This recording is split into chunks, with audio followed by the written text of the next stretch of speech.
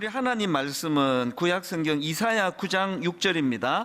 오늘도 다 자리에서 일어나셔서 이사야 9장 6절, 구약 977페이지 있습니다. 이사야 9장 6절 한 절인데요, 우리 합심해서 같이 읽도록 하겠습니다. 9장 6절 같이 읽겠습니다. 이는 한 아기가 우리에게 낳고 한 아들을 우리에게 주신 바 되었는데 그의 어깨에는 정사를 메었고 그의 이름은 기묘자라 오사라 전능하신 하나님이라 영존하시는 아버지라 평강의 왕이라 할 것임이라. 아멘. 6절까지 살펴봤습니다. 자리에 앉아주시고요. 만약에 어떤 분이 이제 저에게 목사님은 여름이 좋으세요, 겨울이 좋으세요, 이렇게 질문을 하신다면 이 각각의 그 장점들이 있어서 선뜻 저는 여름이 좋습니다, 겨울이 좋습니다 이렇게 말하기가 좀 망설여집니다. 그런데 이제 이 여름은 낮이 길고 밤이 짧다는 그 점만 고려해서 답을 한다면 저는 단연코 여름이 좋습니다.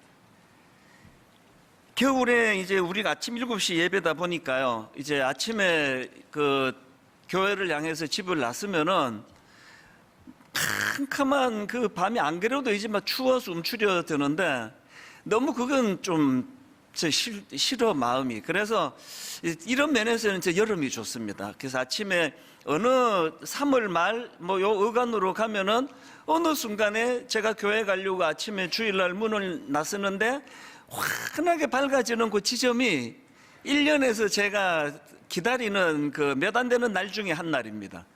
그래서 저는 낮이 길기 때문에 여름이 좋은데요, 그러면 아마 이렇게 생각하실 겁니다. 그럼 우리 목사님은 하지를 되게 좋아하시겠다 이런 생각을 하신다면 정답은 아니에요. 저는 동지가 좋습니다. 그 모순 아닙니까? 아니 그 낮이 긴 걸 좋아한다면서 1년에 낮이 가장 짧은 동지를 좋아한다는 건 모순 같지만 그렇지 않습니다. 저는 1년에 동지가 또 가장 좋은 날 중에 한 날이에요. 왜냐하니까 비록 그때가 1년 중 가장 짧은 날이기는 하지만 그때부터 낮이 길어지는 스타트가 이루어지기 때문에 이제 동지가 너무 좋아요. 그래서 막 이번 동지 날에도 막 너무 기뻤고요. 그리고 지금 계속 이제 길어지고 있을 거 아닙니까? 느끼지는 못하지만. 그러다가 저는 이제 이 기다림에 소망이 있습니다. 한 3월 말 정도가 되면 또 환희의 날이 와요. 이게 그냥 서서히도 아니에요.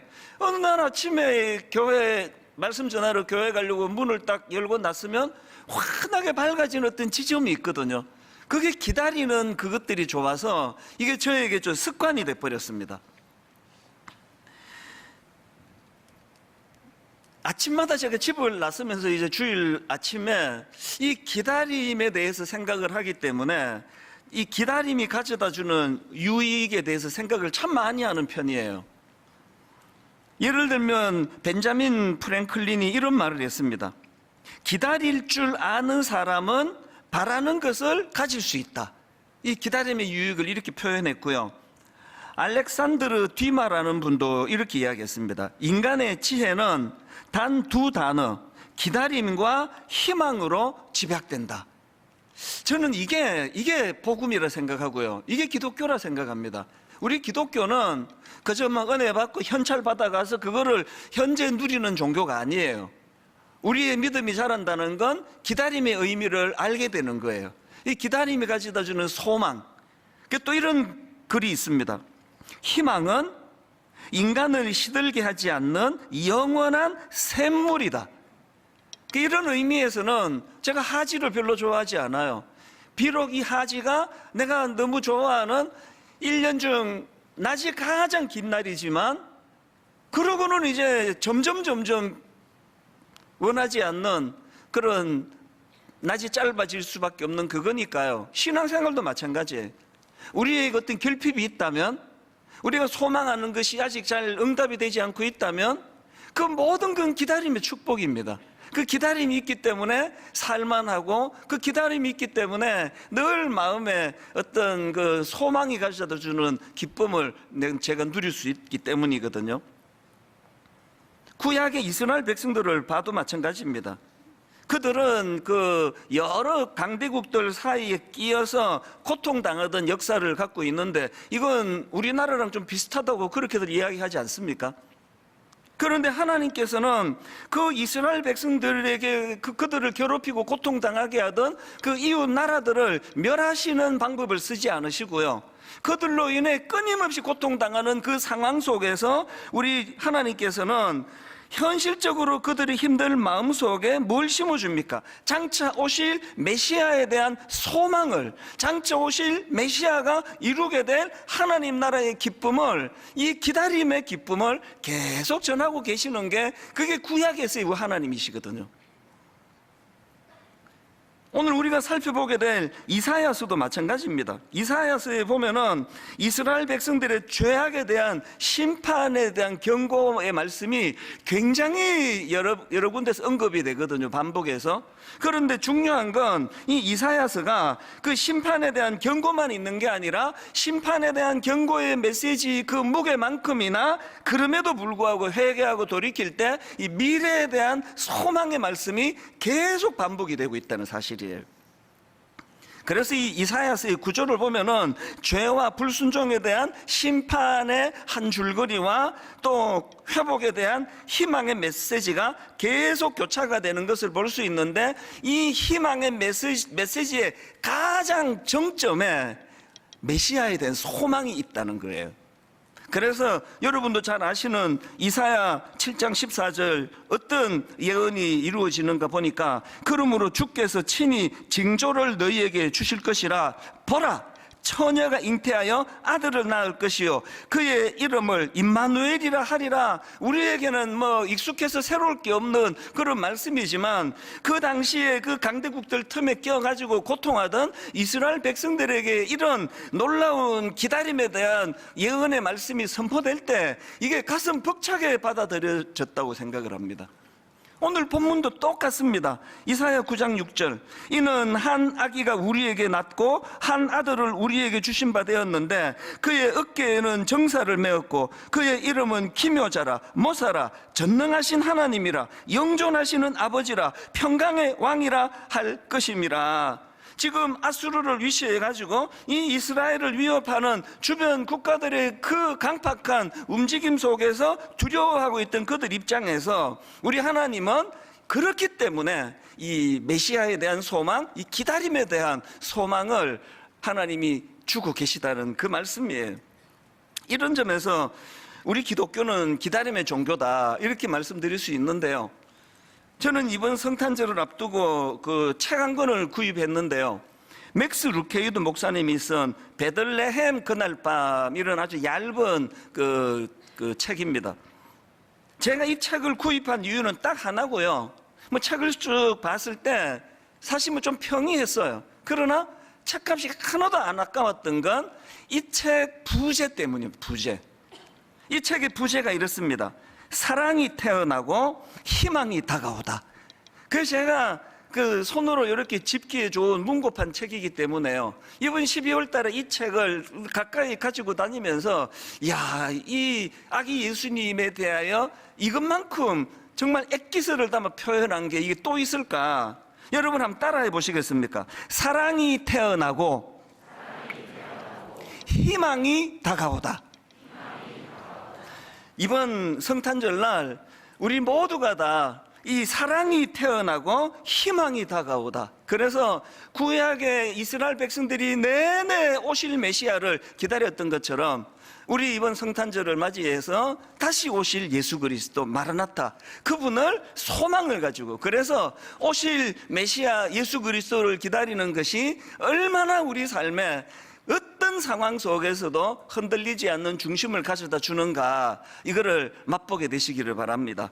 사실 이제 제가 좀 이제 나이가 들어가는 것 같아요. 이번 12월 달에는 저의 어린 시절 크리스마스 생각이 그렇게 많이 나는 겁니다. 정말 한번 옛날로 딱 한 번만 돌아가 봤으면 좋겠다 할 정도로. 왜냐하니까 그때는요, 너무 가난했고 먹을 것도 없고 또 뭐 문화가 어디 있습니까? 먹고 살기도 어려운데. 그러니까 그 당시로 그 대한민국을 문화적으로 영향을 미치는 거의 유일한 곳이 교회였거든요. 그러니까 뭐 거의 2학기가 되면은 크리스마스를 기다리기 시작했던 기억이 있습니다. 그리고 꼭 이제 크리스마스 이브에 12월 24일 날 교회마다 이제 문화잔치가 벌어지잖아요. 공연할 때 연극이 꼭 동원하는데 저는 놀랍게도 초등학교 1학년부터 6학년 때까지 연극에 제가 한 번도 탈락돼 본 적이 없습니다. 모든 연극에 제가 다 발탁이 됐는데 주인공은 해본 적이 없어요. 그래서 연극이라는 게 뭐 대사가 좀 간단했습니다.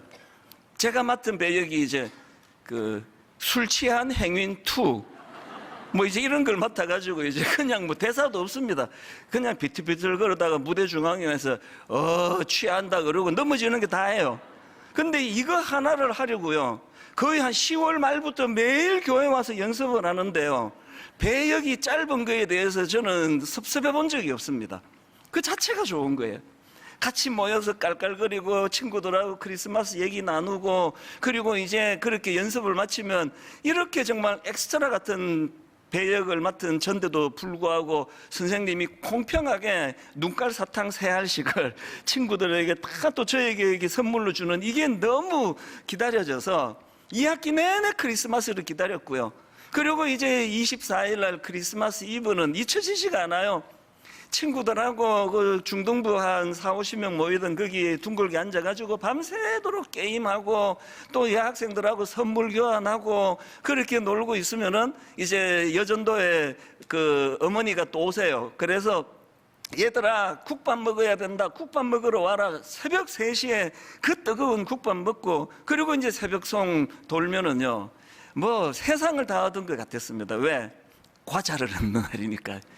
이렇게 큰 보자기를 들고 다니면 이제 새벽송, 참 그때를 생각하면 보통 그 국민들이 굉장히 여유가 있었습니다.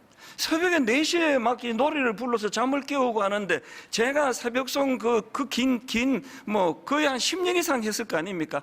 저는요 새벽송 한다고 시끄럽다고 나와가지고 항의하는 사람을 단 한 번도 만나본 적이 없습니다. 그거를 종교가 달라도 다 그거를 인정하고 즐거워하는 걸 보면 그때는 참 사람들이 마음에 여유가 있었던 것 같아요.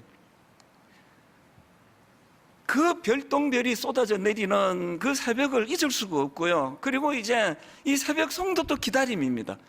이제 집에 가서 이제 찬양을 불러드리면 꼭 이제 그 성도님이 나오셔서 과자를 주세요. 그러면 이제 이 큰 보자기에 이제 과자를 다 담는데, 지금 생각하니까 대부분이 불량품이었습니다. 그 리어카표 이런 거. 그리고 이제 새벽송을 다 마치면 7시에 모여가지고 이거 과자 나누는데 거의 뭐 불꽃이 튑니다. 내 몫을 적게 줄까봐 막 불을 켜고 지켜보고, 그렇게 이제 과자 받아가지고 이게 모든 과자를 다 뒤섞어가지고 나누니까 요즘 애들 이거 먹으라 그러면은 갖다 버리세요 그럴 거예요. 그 과자를 집에 갖다 놓고 아껴 먹어서 한 일주일 이상을 그렇게 먹었던 그 추억이 너무, 이번에 제가 12월 달에 되면서 그 추억이 마음에 그리운 거예요. 그러다가 제가 이걸 자꾸 생각하다 보니까 제 어린 시절에 크리스마스의 오류, 문제점을 하나 발견했습니다. 그렇게 성탄절을 기다렸지만 놀라운 건 예수님을 기다리지 않았다는 거예요. 저의 어린 시절에 성탄절에 예수님은 안 계셨어요. 뭐 별 중요하지 않았습니다. 그 친구들은 게임하고 놀고 국밥 먹고 새벽송 돌아 과자 얻고 이게 좋은 거지, 뭐 주인공이 뭐 누군지 뭐 관심도 없었거든요. 그래서 어떤 면에서는 많은 분들이 요즘에 야 크리스마스 기분이 안 난다, 아니 캐롤이 이렇게 하나도 안 들리나 그러지만, 어떤 면에서는 이게 좀 바람직해 간다는 생각도 들어요. 백화점마다 그렇게 화려하게 펼쳐대는 크리스마스가 아니라, 그래서 이번 성탄절은요 진짜 기다려야 하는 걸 기다리는 것을 아는, 그러니까 우리가 사모해야 되는 걸 제대로 사모하는 그런 크리스마스가 되면 좋겠다, 그런 생각을 계속 해왔는데, 그런 면에서 제가 오늘은 그 본문을 중심으로 해서 우리가 성탄절에 진짜 사모해야 되는 2가지를 제가 정리를 해봤습니다. 성탄절에 사모해야 될 2가지 중에 첫 번째가 뭐냐? 주님의 다스림이에요. 주님의 다스림을 사모해야 되는 게 그게 성탄절이다. 자, 오늘 본문 9장 6절 다시 보십시오.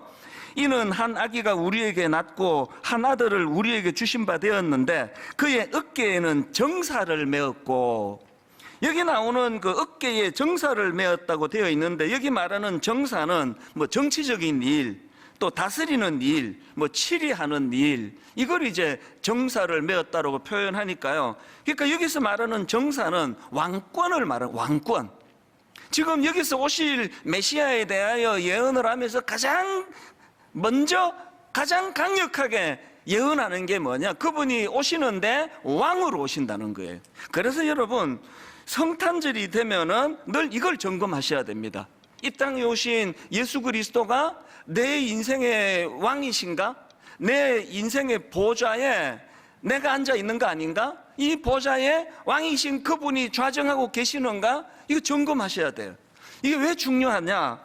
요즘 제가 정독하면서 읽는 책이 있는데요, 김상근 교수님이 쓴 군주의 거울이라는 책이 있습니다. 이 책의 부제가 아포리아 시대의 인문학 이렇게 되어 있는데요, 이 아포리아라는 거는 철학 용어의 하나인데요, 해결 방도를 찾을 수 없는 난관의 상태, 이게 아포리아의 상태라고 제가 그 지식백과를 찾아보니까 그렇게 설명하더라고요. 그리고 또 이 책의 저자가 말하는 아포리아도 같은 개념이에요. 아포리아가 뭐냐? 어떻게 해볼 수 있는 것이 없는 상태, 이게 아포리아의 상태래요. 그리고 길 없음의 상태이자 출구 없음의 상태, 이게 아포리아래요. 그래서 고대 그리스에서 이 단어는 위기보다 훨씬 심각한 상태에 직면해 있는 것, 이게 아포리아래요. 그런데 이 책에 보면은 저자가 오늘 우리 대한민국이 아포리아 상태라는 거예요. 어떻게 할 수 없는 상태, 길 없음의 상황에 내몰려 있는 상태, 이게 오늘 우리나라의 상황이라는 거예요. 여러분, 학자들이 이렇게 분석할 때는요, 뭐 대충 그렇게 하는 거 아니에요. 철저한 근거와 이런 것들을 학문적으로 그렇게 조명하기 때문에 저는 이게 굉장히 심각하게 받아들여졌거든요. 이분이 쓴 글 내용을 한번 일부를 읽어드릴게요. 지금 우리는 절망의 시대를 견디며 살아가고 있습니다. 곤궁한 시대를 버티게 해주던 희망의 사다리가 사라지고 있다고 합니다. 세상살이가 점점 더 힘들고, 그리고 왜 이렇게 돼버렸는가를 이제 한번 들어보십시오.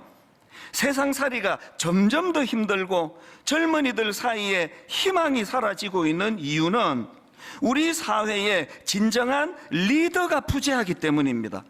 총체적인 리더십의 부재야말로 우리 시대의 질곡을 가장 정확하게 설명하는 틀입니다. 오늘 우리 대한민국이 어떻게 손을 써볼 수 없는 상태, 길 없음의 상태, 아포리아의 상태가 되어버렸는데 그 원인이 뭐냐? 지도자가 부재하기 때문이라는 거예요. 이런 상황이기 때문에 이 저자가 이런 권면을 하는 걸 들어보십시오. 지금까지 우리는 남들보다 빨리 노를 젓기 위해, 남들보다 먼저 목적한 항구에 도착하기 위해 고개를 숙인 채 열심히 노를 저어왔습니다. 앞을 향해서만 달려왔습니다. 그러나 인문학은 우리들에게 숙였던 고개를 들고 젓고 있는 노를 내려놓고 밤하늘의 별을 보라고 요구합니다. 북극성은 어디에 있는지, 내 인생의 좌표는 어느 곳인지, 인생의 방향을 어떻게 정해야 할지 자신을 성찰하라는 것입니다. 지금 이 시대가 아프리아 상태인데, 지금 이 시대가 혼미하고 뭐가 진리고 뭐가 잘못된 길이고 뭐가 가야 되는 길인지가 지금 이게 규명이 잘 안 되는데, 열심히 노져가지고 목적지만 달리면 뭐 하느냐? 먼저 열심히 노젓기 전에 그 땅만 쳐다보지 말고 고개를 들어서 북극성을 보라는 거예요. 북극성이 뭡니까? 길을 가르쳐 주는 거 아닙니까? 동서남북을 알려주는 북극성을 바라보고 내 인생의 좌표가 어디 있는지, 인생의 방향을 내가 어떻게 정했는지, 이 점검을 먼저 하라는 거거든요. 제가 요즘에 이 책을 정독을 하는 이유는 아까 말씀드렸잖아요. 이렇게 지금 우리나라가 아포리아, 어떻게 해볼 수 있는 게 아무것도 없는 상태, 길 없는 상태, 출구 없음의 상태가 돼버렸는데 그 이유가 뭐라고요? 리더가 없기 때문인 거예요. 지도자가 없기 때문인 거예요. 이게 저는 두려웠습니다. 제가 분당 우리 교회 담임 목사잖아요.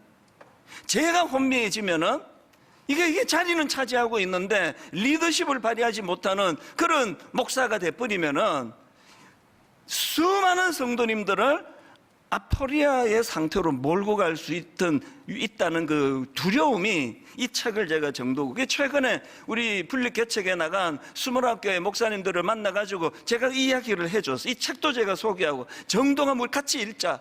그래서 29교회가 모두가 다 지금 하나님 은혜를 누리고 달려가기를 원한다면 우리 지도자가 각성해야 된다. 목사가 리더십을 발휘할 때 이 아포리아의 상태를 피할 수 있다. 왜 성탄절에는 우리가 왕으로 오신 예수 그리스도 그분의 다스림을 받고 있는지 점검해야 되는지 아시겠죠? 아무리 열심히 살면 뭐합니까? 아무리 그냥 앞만 보고 땀을 뻘뻘 흘며 노를 저어봐야 이게 지금 길 없는 길인데, 그게 시편에 나오는 바람에 나는 겨와 같이 뭐 열심히 했는데 맨날 제자리에 맨날. 안 그렇습니까? 이제 열심히 하기 전에 정말 왕으로 오신, 어깨에 정사를 메고 오신 예수 그리스도가 내 마음의 보좌에 그분이 좌정하고 계시는가? 그분은 내 인생의 왕이신가? 나는 그분의 영향력 아래에 있는가? 그분은 내 인생의 북극성이 되시는가? 그래서 내가 잠시 혼란하더라도 금방금방 내 인생은 혼란하지 않아, 이렇게 말할 수 있는 삶을 살고 있는가? 이걸 점검하셔야 된다는 거죠. 그런가 하면 두 번째로 우리가 성탄절에 진짜 사모해야 되는 게 하나 더 있는데요, 왕으로 오신 예수 그리스도로 인해서 내 안에 이 감탄이 회복되고 있는가? 이 감탄의 회복이에요. 오늘 본문 이사야 9장 6절 다시 보십시오. 이는 한 아기가 우리에게 낳고 한 아들을 우리에게 주신 바 되었는데 그의 어깨에는 정사를 메었고 그의 이름은 기묘자라, 모사라, 전능하신 하나님이라, 영존하시는 아버지라, 평강의 왕이라 할 것임이라. 제가 보니까요, 뒤에 나오는 전능하신 하나님이라, 영존하시는 아버지라, 평강의 왕이라, 이게 훨씬 더 중요한 개념 같아요. 근데 맨 앞에 그의 이름은 기묘자라, 모사라, 이렇게 지금 전제를 하고 있는 게 무슨 의미가 있느냐? 제가 라이프 성경 사전을 찾아보니까요, 여기 맨 앞에 나오는 기묘자, 이게 히브리어로 펠레라는 단어인데요, 이 펠레는 경이로운 일, 불가사의한 것, 이런 뜻을 가진 단어라는 거예요. 그래서 영어 성경으로 보면은 원더풀 이렇게 그 번역하고 있는 걸 볼 수 있는데요, 여러분 다 아시지만 이 원더풀이라는 건 미국 사람들이 사용하는 대표적인 감탄사 아닙니까? 조금 가슴이 벅차고 감탄이 일어나면은 그들 입에서 막 그냥 막 계속 나오는 게 뭐 원더풀, 뷰티풀, 뷰티풀, 원더풀. 이게 지금 우리 주님의 속성을 묘사하는 기묘자라는 뜻이에요. 그리고요, 이 우리말 성경으로는 기묘자 그리고 콤마하고 모사라 했는데 이게 썩 잘된 번역이 아니에요. 이 기묘자와 모사 사이에 콤마가 있으면 안 돼요. 왜? 이게 한 개념이니까요. 그래서 영어 성경으로 보면 기묘자라, 콤마, 모사라, 이 부분을 영어 성경으로 보면 그냥 원더풀 카운셀러 이렇게 돼 있습니다. 여러분, 오늘 우리 시대가 길 없는 상태, 혼미한 상태, 아포리아의 상태라면 어떻게 해야 됩니까? 원더풀 카운셀러 되시는 그분의 인도를 받아야 되는 거 아닙니까? 그분의 지도를 받지 않고는 목회도 못합니다. 그분의 지도를 받지 않고는 우리 자녀 교육 어려워요. 어떻게 가르쳐야 될지 아무도 모르는 거거든요. 그래서 오실 메시아에 대하여 가장 먼저 묘사하는 것이 원더풀 카운셀러, 놀라운 상담자. 요즘에 제가 꺼내놓고 다시 이렇게 이제 가볍게 읽는 책이 또 있는데요, 그 책은 도끼다, 이런 제목의 책입니다. 이 책의 저자는 카피라이트예요. 유명한 광고 그 문구를 많이 만든 분입니다. 아마 이거 들어보셨을 텐데요, 나이는 숫자에 불과하다, 이 카피를 이분이 만들었어요. 그리고 생각이 에너지다, 그리고 또 혁신을 혁신하다, 이런 히트 문구를 만든 전문가인데요, 이분이 쓴 책을 보니까 이 감탄과 관련된 내용이 꽤 많은 겁니다. 그 중에서 제 마음에 남는 문장 하나를 제가 발견했는데 굉장히 제가 이걸 메모해 놓고 묵상을 해요. 이런 내용입니다. 기억하는 가장 좋은 방법은 감동받는 것이라. 기억하는 가장 좋은 방법은 감동받는 것이. 이게 왜 중요한지 쭉 한번 읽어드릴게요. 기억하는 가장 좋은 방법은 감동받는 것이라고 합니다. 그래서인지 지식이 많은 친구들보다 감동을 잘 받는 친구들이 일을 더 잘합니다. 감동을 잘 받는다는 건 풍요로운 삶을 살고 있다는 증거이기 때문입니다. 그 친구들은 돈이 있건 없건 상관없습니다. 그 친구들은 나뭇잎 하나에도 감탄하고 음악 하나 들으면서도 정말 좋다는 걸 알아요. 그런 친구들이 일도 잘하고 인생이 풍요롭죠. 감탄을 잘하는 그 사람이 일을 잘한다는 거예요. 이건요, 20년 동안 분당 우리교회를 거쳐간 굉장히 많은 부교육자들을 제가 관찰하면서 제가 이분의 말에 100% 동의를 해요. 누가 목회를 잘하느냐? 감탄을 잘하는 그 목사님이 목회를 잘하더라고요. 감동을 잘 받는, 감사가 잘 흘러나오는 그분이 신방을 가면 꼭 그 성도를 감탄하게 만들고 돌아오는 거거든요. 본인이 메말랐는데, 본인이 감동이 없는데, 본인이 그저 뭐 신방 가야 되니까 가는데 거기서 무슨 감탄이 전수가 되겠냐고요. 그래서 저는 29교회 목사님들도 그렇고 우리 부교육자들 만날 때마다 저는 별명이 있는데 공포의 반복이에요. 엄청 반복을 많이 하거든요. 감탄을 해보게라. 감사를 해보게라. 나한테 선물 갖다 주려 그러지 말고 나한테 주는 마음으로 작은 거 하나라도 성도님들한테 한번 줘봐라. 성도님께 한번 드려보면 성도님들이 우리에게 섬기는 그 하나하나가 얼마나 이것이 소중한 것인가를 해보면 알 것이다. 일반 성도님들에게 제가 뭐 짜장면 한 그릇, 그 뭐 설렁탕 한 그릇 사드려도 얼마나 감탄을 합니까? 아싸, 담임 목사님한테 나 밥 처음으로 얻어먹었다. 아싸, 일기장에 써야지. 막 이런 분들을 많이 얘기해요. 그런데 우리 목회자들에게 직업병이 뭐예요? 늘 자주 그렇게 대접을 받다가 보니까 뭐 갈비를 사다 줘도 뭐 시큰둥한 거예요. 이걸 우리가 회복하자는 거예요. 어지간하면 우리는 대접받지 말고 어쩌다가 대접 한번 받으면 막 아싸, 신방하고 나오는데 여러분 설렁탕 사드렸는데 목사님이 아무 말 안 하면 다음부터 절대 사주지 마세요. 그래도 뭐 설렁탕 한 그릇 사주고도 뭐 아싸, 일기장에 써야지. 내가 집사님 언젠간 내가 갚아드리겠습니다. 뭘 말하고 싶은 겁니까? 감탄이 있는 사람이 목회도 잘해요. 감탄이 있는 사람이 모든 자기 맡은 이분 카피라이트를 보니까 자기가 그 직원들을 보니까 감동이 있고 감탄이 있는 그 사람이 일도 잘하더라는 그 얘기 아닙니까? 또 이런 내용도 있습니다. 창의력이라는 건 무심히 보지 않고 경탄하면서 보는 것이죠. 집중하는 습관을 들이라는 것입니다. 창의적인 사람이 되고 싶다면 우리는 자두를 보고 수박을 보고 사과를 보고도 감동할 줄 알아야 합니다. 누가 창의적이라고요? 사과 하나를 보고도 감동하는 거예요. 자두 하나를 보고도 감탄하는 거예요. 예전에 제가 한번 소개해드린 적이 있는 김정은 교수님이 쓴 나는 아내와의 결혼을 후회한다, 이 책도 마찬가지. 이 책에서 저자가 강조하는 건 우리 인간은 감탄하려고 사는 존재라는 거예요. 이분이 강조하는 건 이 감탄이라는 건 인간만의 욕구라는 거예요. 감탄은 인간을 다른 동물과 구별짓는 가장 중요한 특징이라는 거예요. 제가 강아지를 키워보니까 이 말이 너무 공감이 돼요. 우리가 키우는 강아지가 너무너무 인간 친화적이고 좋은데 하나를 못해요. 감탄을 못해요. 어쩌다가 이제 삼겹살을 구우면 막 옆에 와서 막 신음소리를 내고 강아지 진짜 웃겨요. 막 침도 삼켜요. 삼겹살 먹고 있어 옆에서 막 침을 막 삼키면서 그래서 도저히 그냥 못 넘어가. 그래서 참 피 같은 고기 한 점을 안 먹고 넘겨주면요, 이게 끝이에요. 쉽지도 않아요. 그럼 그 다음 또 기다리는 거예요. 이놈아, 네가 이래서 네가 개지. 조금만 감탄하고 조금만 고마워하고 그러면 내가 계속 줄 텐데. 이게 내가 웃기려고 하는 이야기지만요, 인간이 짐승과 다른 결정적인 게 감탄할 줄 안 되는 거예요. 감사할 줄 안 되는 겁니다.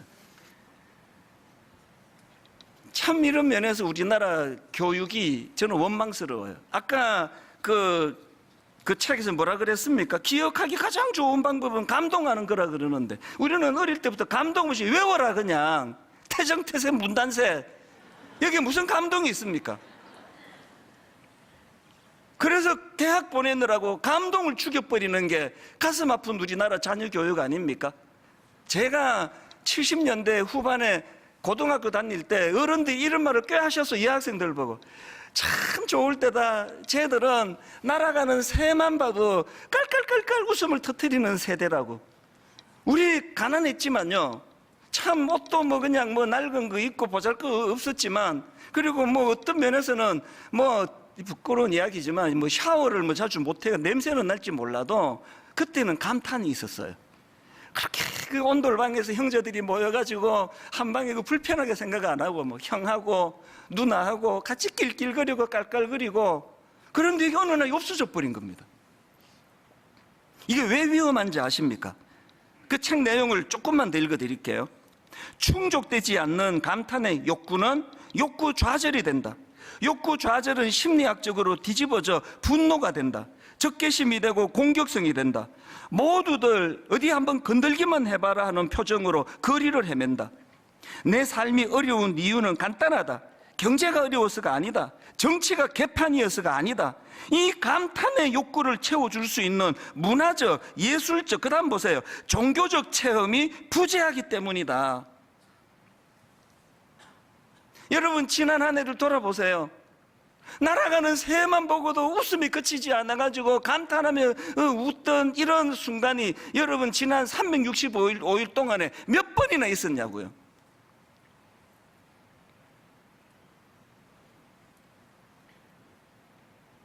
그 책이 이런 결론을 내립니다. 내가 지금 행복한 삶을 살고 있는가의 기준은 아주 간단하다. 도대체 하루에 몇 번 감탄하는가이다. 사회적 지위나 부의 여부와 상관없다. 내가 아무리 높은 지위에 있다 할지라도 하루 종일 어떠한 감탄도 나오지 않는다면 그건 내 인생이 아니다. 오늘 여러분 우리 대한민국이 울분 공화국이라는 말을 하잖아요. 이유를 찾으셨죠? 그리고 대안도 찾으셨죠? 어떻게 하면 이 울분 공화국 점점 분노의 악순환이 쌓여가는 이것으로 벗어날 수 있느냐? 여러분 기묘자 되시는 예수 그리스도가 내 안에 좌정하시는 거예요. 기묘자 되시는 원더풀 카운셀러 되시는 그분이 나를 다스리실 때 내 안에 울분이 있는 그 자리가 감탄으로 바뀌어지게 될 줄로 믿습니다. 일상에 지쳐 있다 보니까요 어떤 분이 이제 이 책에 대하여 서평을 썼는데 여자분 같아요. 이런 글을 썼더라고요. 언제부턴가 나는 아무리 멋진 경치를 보아도 아무리 맛있는 음식을 먹어도 아무리 좋은 선물을 받아도 마음에서 우러나는 감동을 느끼지 못했다. 나중에는 내 삶 전체가 그저 의무감으로 분위기를 맞추기 위해 감동하는 척하며 살았던 것이다. 가슴 깊은 곳에서 우러나오는 감동이 없는 삶, 그것은 수동적인 삶이었다. 저는 이런 일련의 내용을 보면서 사도행전 2장 인물 하나에 기뻐하는 모습이 머릿속에 계속 맴도는 거예요. 여러분 아시죠? 사도행전 3장 6절 베드로가 이르되 은과 금은 내게 없거니와 내게 있는 이것을 너에게 주노니 나사렛 예수 그리스도의 이름으로 일어나 걸으라 하고 오른손을 잡아 일으키니 발과 발목이고 힘을 얻고 그 다음 8절 뛰어서서 걸으며 그들과 함께 성전으로 들어가면서 걷기도 하고 뛰기도 하고 하나님을 찬송하니 이 거지가 성전 문 앞에서 구걸하며 살아가는 이 거지가 평생에 경험하지 못한 감탄을 경험했습니다. 왜 경험했습니까? 왜 경험하게 됐습니까? 기묘자 되시는 예수 그리스도의 이름의 능력을 경험했거든요. 그랬더니 이 거지가 영향을 미치기 시작하네요. 그 다음 9절 10절을 보십시오. 모든 백성이 그 걷는 것과 하나님을 찬송함을 보고 그가 본래 성전 미문에 앉아 구걸하던 사람인 줄 알고 그에게 일어난 일로 인하여 심히 놀랍게 여기며 놀라니라. 평생을 감탄 없이 살아가던 이 거지에게 기묘자 되신 예수 그리스도의 이름의 능력이 나타나니까 주변 사람에게 영향을 미치는 거예요. 주변 사람들이 이 거지를 보고 영향을 받아가지고 다 감탄하는 거예요. 여러분 어떤 영향력 있는 자리에 계십니까? 영향력 있는 자리가 그 사람을 영향력 있게 만들지 않아요. 여러분 내면의 기묘자 예수가 여러분 인생의 주인이 되실 때, 여러분 인생의 감탄이 회복이 될 때, 기뻐 춤을 추는 감격이 내 안에 일어날 때, 그때 비로소 영향력 있는 인생이 될 줄로 믿습니다. 이런 감탄의 삶을 산 인물이 구약의 다윗 아닙니까? 시편 139편 17절 하나님이여 주의 생각이 내게 어찌 그리 보배로우신지요, 그 수가 어찌 그리 많은지요, 내가 세려고 할지라도 그 수가 모래보다 많도소이다. 내가 깰 때에도 여전히 주와 함께 있나이다.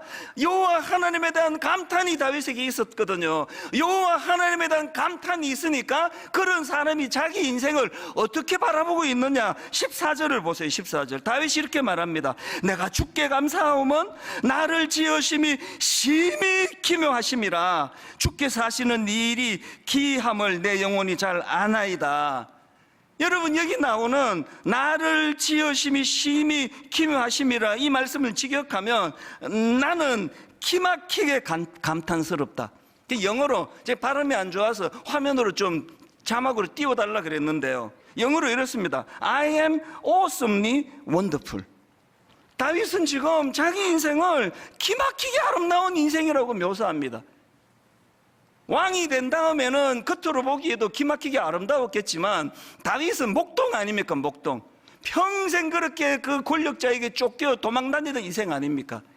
그런 자기 인생에 대하여 나는 울분이 많아, 나는 상처가 많아, 니들도 나만큼 상처를 겪어보면 나한테 다른 말 하지 못해, 나는 세상은 나 울분으로 가득 차 있어.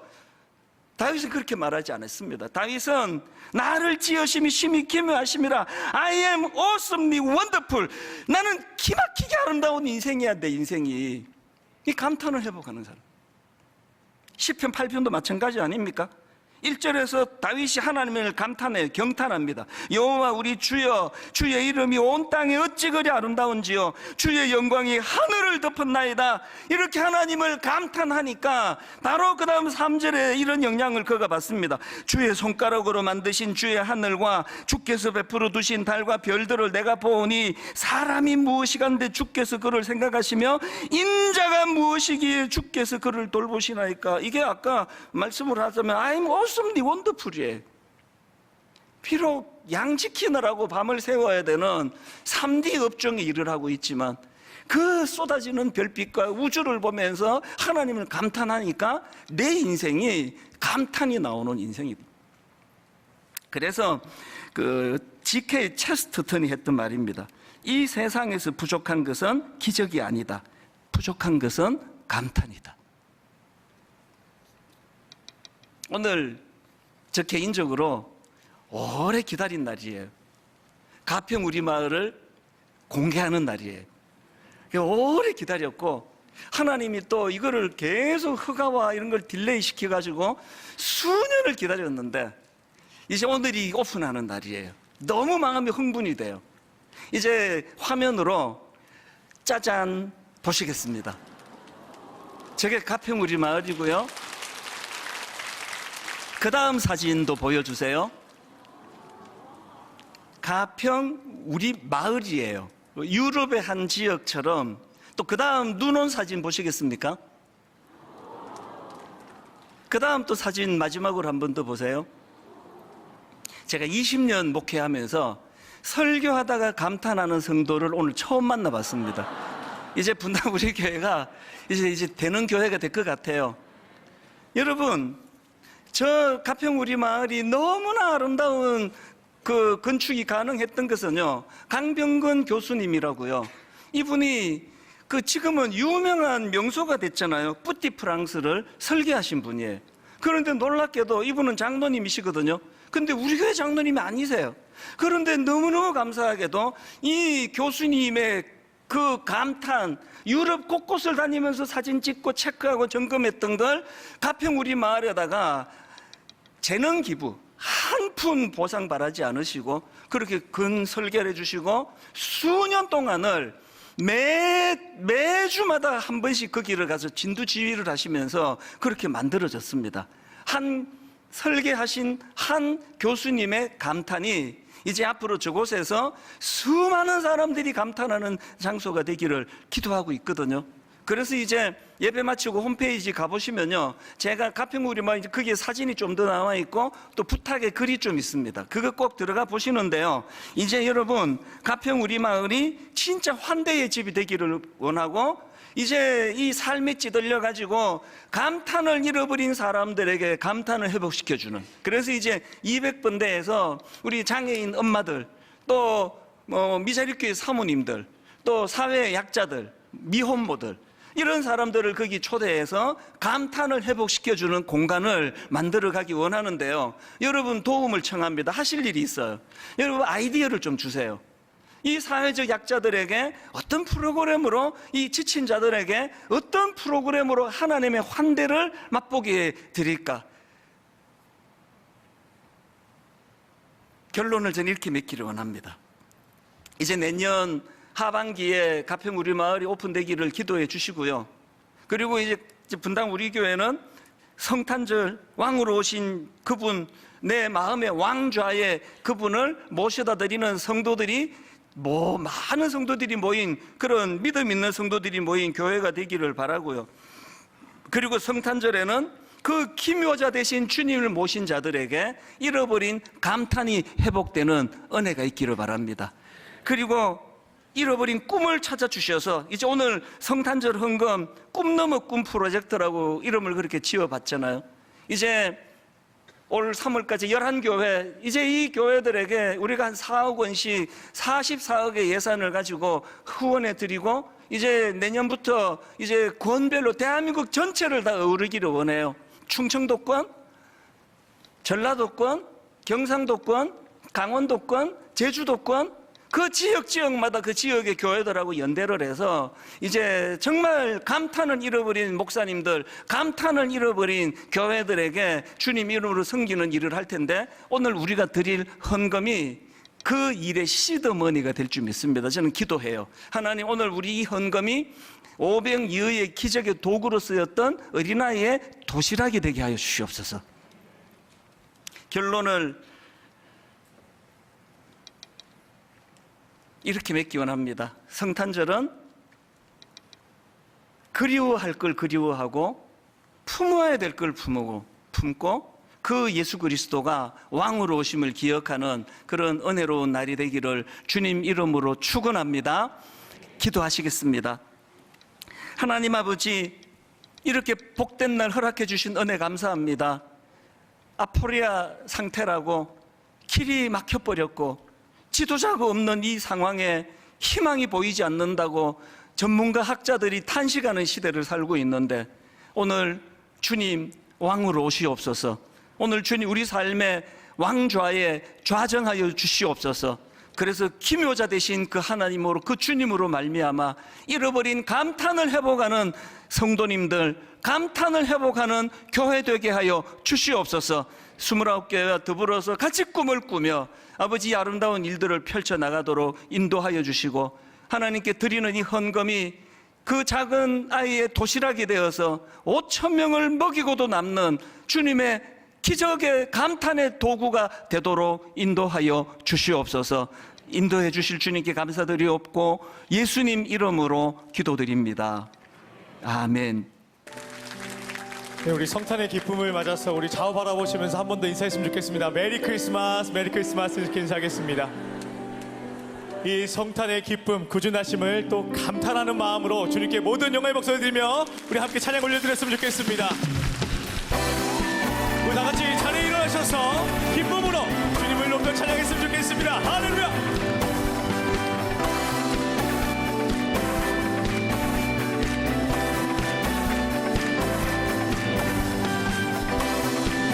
되신 예수님, 우리 삶의 주인 되신 주님을 바라보는 시간 되길 소망하며 함께 고백합시다. 천사 찬송, 천사 찬송하기를 거룩하신 그 주께 영광 돌려보내세. 그 주 오늘 나셨네. 크고 작은 나라들 기뻐하라 하여라. 영광 받을 왕의 왕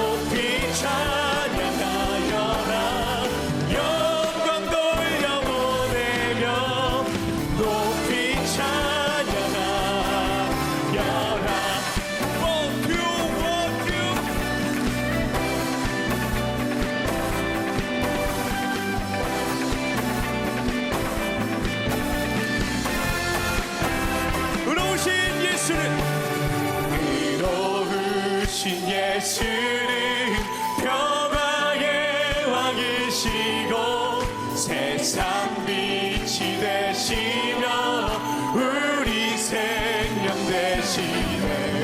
죄인들을 불러서 거듭나게 하시고 영생하게 하시니 왕께 찬양하여라. 영생하게 하시니 왕께 찬양하여라고. 베들레헴에 나신 주 헤이 오 주를 높여 찬양해. 오 영광 받은 왕의 왕 오 왕께 찬양. 베들레헴 나신 주 오 베들레헴에 나신 주 오 주를 높여 찬양해. 오 영광 받은 왕의 왕 오 왕께 찬양하라. 할렐루야. 계속해서 우리 꾸준히 주님께 경배하는 마음으로 모든 덤비 영광 올리는 나누기 소망합니다. 할렐루야.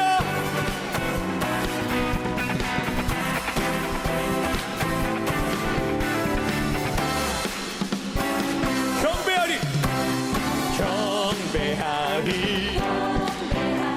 내 온 맘 다해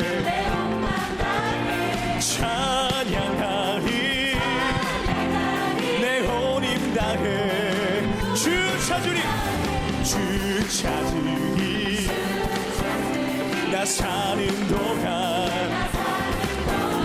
주님의 길을 나 따라가리. One, two, three, hey! 주님만을 경배하리 주님만을 찬양하리 찬양받기 합당하신 존귀하신 주만 높이리. 아멘. 경배하리 hey! 경배하리 내 온 맘 다해 찬양하리 내 온 힘 다해 주 찾으리 주 찾으리 나 사는 동안 주님의 길을 나 따라가리. 경배하리 할렐루야 헤이 주님만을 경배하리 주님만을 찬양하리 찬양받기 합당하신 존귀하신 주님만을 경배하리 헤이 주님만을 경배하리 주님만을 찬양하리 찬양받기 합당하신 존귀하신 주만 높이리. 헤이 할렐루야.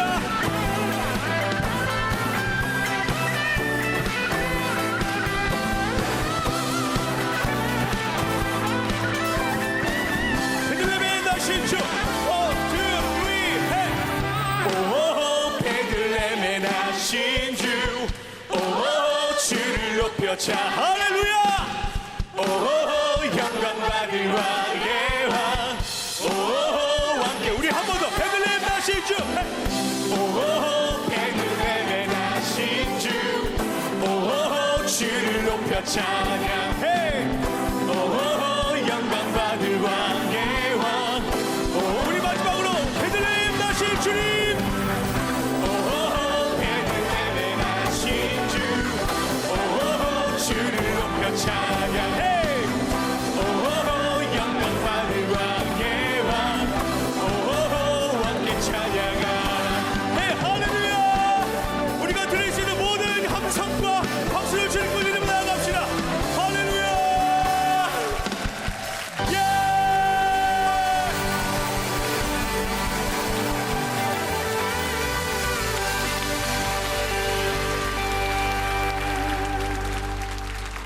이 주님 나신 날 이 기쁨을 어떻게 다 표현해야 될지 모르겠습니다. 정말 우리 젊은이들과 또 우리 어른들과 모든 성도님들이 어우러져 찬양하는 이 찬양을 하나님 받으시고 저와 여러분의 삶에 하나님께서 그 감탄을 회복시켜 주실 줄 믿습니다.